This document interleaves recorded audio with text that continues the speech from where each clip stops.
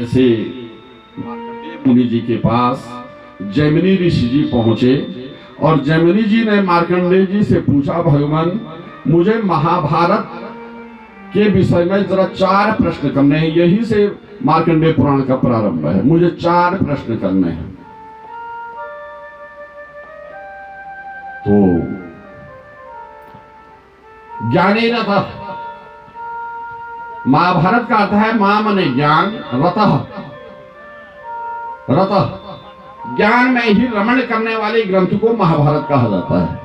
मां ज्ञान का द्योतक है और रथ उसमें रमण करने को ही महाभारत कहा गया है।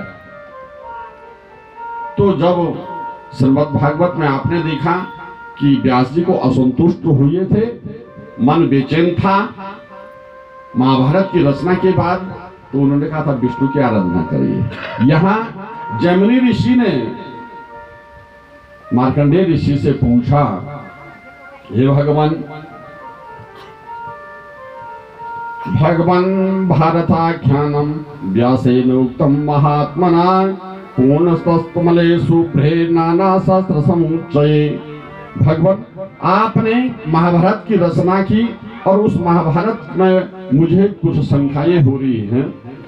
त्रिदशानाम यथा विष्णु द्विपदाम ब्रह्मणो यथा, देवताओं में जिस प्रकार सबसे बलिष्ठ विष्णु भगवान जी हैं, त्रिदशानाम यथा विष्णु, देवताओं में सर्वश्रेष्ठ विष्णु भगवान हैं, जिस प्रकार से द्विपदाम ब्रह्मणो यथा, अब 2 पदों में मनुष्यों में जिस प्रकार से सबसे उच्च कोटि का ब्राह्मण माना जाता है, देवताओं में विष्णु को माना जाता है।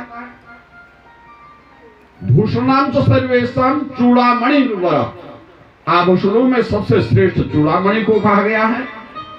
आयुधानाम कुलिश, आयुधों में सबसे श्रेष्ठ वज्र को कहा गया है।